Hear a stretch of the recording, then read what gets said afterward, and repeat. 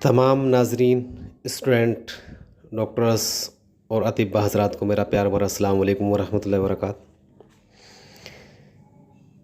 आज बात करेंगे आब रेशम यानी सिल्क वॉर्म कोकून। इंग्लिश में बोलते हैं सिल्क वॉर्म कोकून, आब रेशम।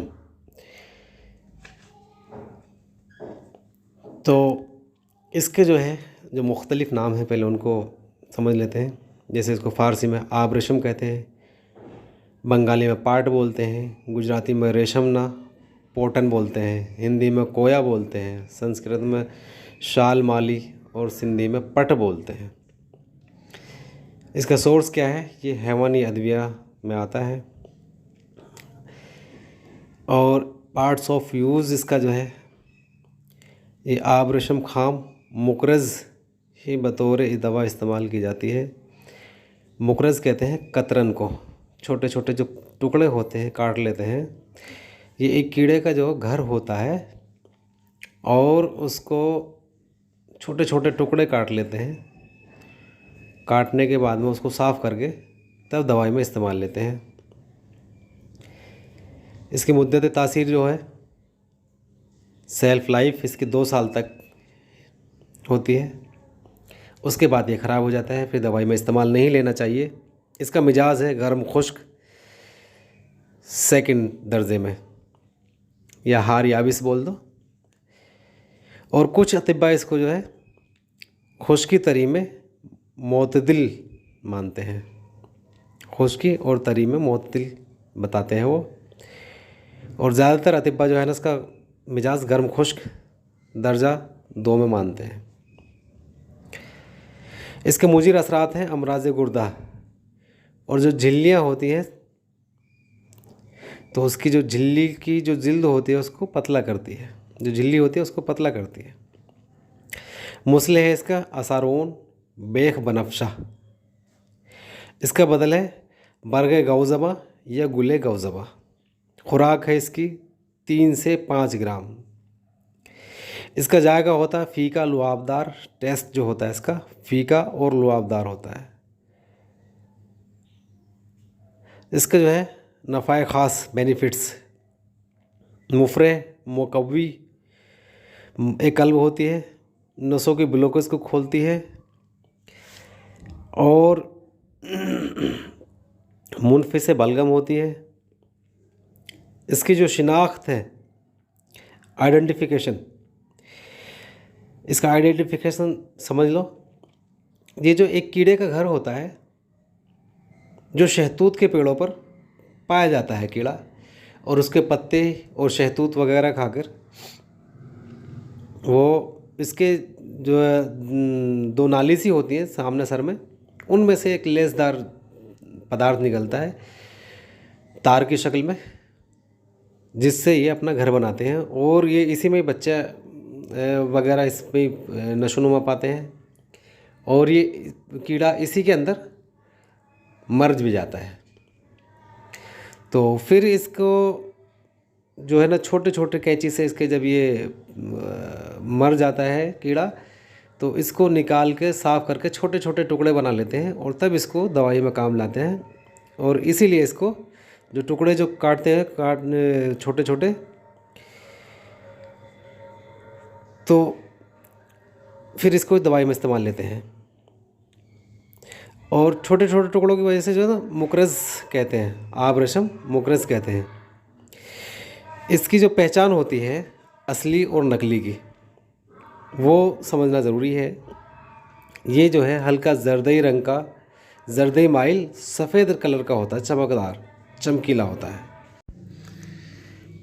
इसके अफ़ाल व ख़ास एक्शन एंड प्रॉपर्टीज़ जो होते हैं, ये मुफरे है, मुलत्तिफ़ है, मुकव्वी कल्ब है, मुकव्वी बदन है, मुकव्वी हाफिज़ा यादाश्त को बढ़ाने वाला,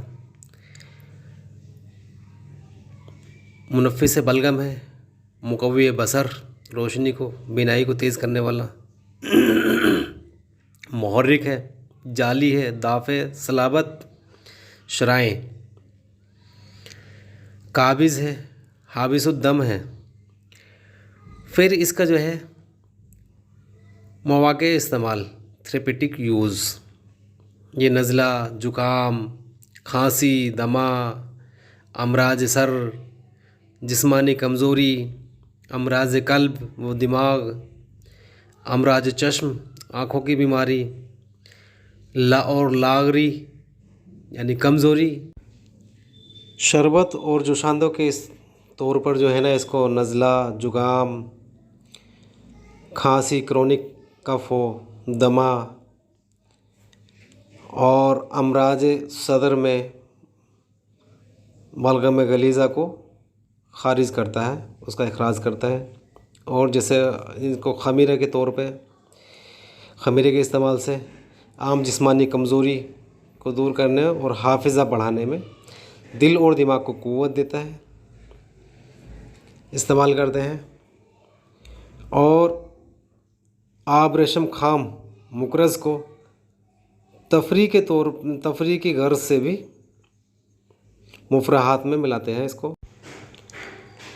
आब रेशम जो खून में कोलेस्ट्रॉल की मात्रा बढ़ जाती है, कोलेस्ट्रॉल की मिकदार बढ़ जाती है, उसको घटाने में बहुत अच्छा काम करता है और फेफड़ों के अमराज में भी बहुत काम करता है।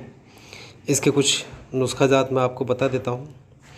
आप रेशम मुकरज़ को प्रिया करके सफ़ूफ बना लें और शहद के साथ 2 ग्राम ये सफ़ूफ शहद में मिलाकर खिलाएं।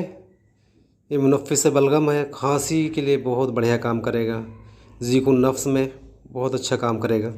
और इसके अलावा आप रेशम मुकरज़ 3 ग्राम अर्क गौज़मा 100 मिलीलीटर यानी 100 ml, इन दोनों को जोश दें, यानी थोड़ा सा उबाल लें, इसको गर्म कर लें। और फिर इसमें लौंग सपिस्ता 20 ग्राम मिलाकर थोड़ा पिलाने से जो पुरानी खांसी है वो इंशाल्लाह ठीक हो जाती है, हर किस्म की। और इसकी जो जदीद तहकीक है, इसमें tyrosine, glycine, serine, aspartic acid, arginine, glutamine acid और हिस्टिडाइन, ये केमिकल पाए जाते हैं। ये इसके अंदर जो जदीद तहकीक हुई है, मॉडर्न में जो पता चला है। और ये antioxidant, hypolipidemic, anticoagulant, anti microbials, anti inflammatory और एक्सपेक्टोरेंट, डिटर्जेंट, ये इसमें क्वालिटी पाई जाती है। और ये जो है नई हड्डी बनाने और नर्व और ब्लड वेसल्स के लिए बहुत कारगर दवाई साबित होती है। उम्मीद करता हूँ कि समझ में आया होगा। कोई बात हो तो आप कमेंट बॉक्स में कमेंट्स कर सकते हैं। जज़ाकल्लाह।